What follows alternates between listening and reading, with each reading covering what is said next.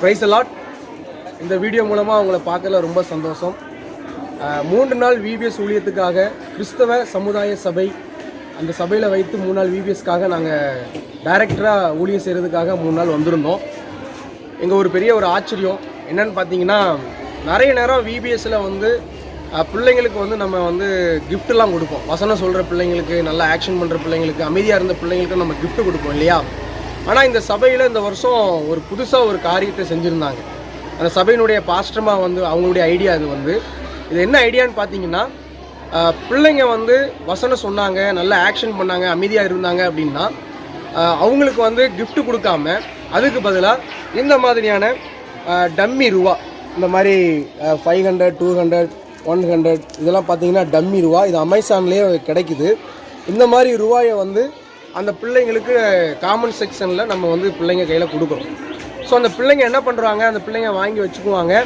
வாங்கி வச்சுட்டு சர்ச்சுக்கு வெளியே வந்து பார்த்தீங்கன்னா இந்த மாதிரியான ஒரு ஷாப் கடை பார்த்தீங்கன்னா சிசிசி அப்படி ஷாப், அதாவது கிறிஸ்தவ சமுதாய சபை அந்த சர்ச்சோடைய கடை, விபிஎஸ் கடை. அந்த கடை இங்கே வந்து பார்த்தீங்கன்னா அந்த பிள்ளைங்க வாங்கிட்டு வந்து அந்த ரூபாயை இங்கே வந்து கொடுத்து இங்கே வந்து அந்த பிள்ளைங்க வந்து அந்த கிஃப்டெல்லாம் வாங்கிக்கிடுவாங்க. ஏதாவது பிள்ளைகளுக்கு தேவையான ஸ்நாக்ஸ் இருக்குது, பென்சில் இருக்குது, பென் இருக்குது, பால் இருக்குது, ஸ்கெட்ச் இருக்குது, வாட்டர் கேன் இருக்குது. அது மாதிரி சின்ன சின்ன ஸ்நாக்ஸ்லாம் அவங்களுக்கு கலர் பென்சில், க்ரையான்ஸு, அவங்க ஸ்கூலுக்கு யூஸ் பண்ணுற மாதிரி லஞ்ச் பாக்ஸு எல்லாமே இங்கே இருக்குது. ஸோ இந்த மாதிரியான பொருட்களை இந்த கடையை பார்த்தோன்னே அந்த பிள்ளைங்களுக்கு ஒரு ஆர்வம் வந்துடுது. வசனம் சொன்னாங்கன்னா அவங்களுக்கு 100 ரூபா கொடுக்குறோம், அமைதியாக இருந்தாங்கன்னா அதுக்கு 20 ரூபா கொடுக்குறோம். ஸோ இந்த மாதிரி பைசாவாக நாங்கள் கொடுத்துட்ருக்குறோம். ஆனால் இந்த கடைக்கு வந்து அவங்க வந்து வாங்க வரும்போது 100 ரூபான்னா 100 ரூபா பொருள் இல்லை, 100 ரூபா கொடுத்தோம்னா இங்கே 10 ரூபா பொருள் அவங்க வாங்கிடுவாங்க. 50 ரூபா கொடுத்துருந்தோம்னா 5 ரூபா பொருள் அவங்களுக்கு கிடைக்கும். 10 ரூபான்னா 1 ரூபா பொருள் கிடைக்கும். இந்த மாதிரி நாங்கள் வச்சுருந்தோம்.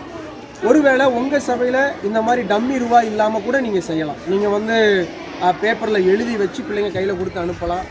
அல்லனா உங்கள் சர்ச்சுக்கு ஏற்ற மாதிரி இந்த மெத்தடை கொஞ்சம் மாற்றி கூட நீங்கள் செய்யலாம். காமன் செக்ஷனில் நான் அமைதியாக இருக்கணும், நான் எல்லாமே படிக்கணும், அவங்க தலைப்பை கேட்காங்க, வசனம் கேட்குறாங்க, அவங்களுக்கு ரூபா கொடுக்குறாங்கன்னு சொல்லிட்டு அந்த பிள்ளைங்க எல்லாமே ஆர்வமாக அவங்க கற்றுக்குறாங்க. ஸோ இது நல்ல ஒரு புது ஐடியாவாக இருந்தது. இது ரொம்ப நல்ல பிள்ளைங்களுக்குள்ள ஒரு இன்ட்ரெஸ்ட் கொடுக்குது. ஸோ முடிஞ்சால் உங்களுடைய சபையிலையும் இந்த மாதிரியான புதிய மெத்தடில் அந்த பிள்ளைங்களுக்கு நீங்கள் பரிசுகளை கொடுங்க. நிச்சயமாக அந்த பிள்ளைங்க ரொம்ப ஆர்வமாக பங்கெடுப்பாங்க. ஸோ முடிஞ்சால் உங்கள் சர்ச்சிலையும் இதை முயற்சி பண்ணி பாருங்கள். God bless you.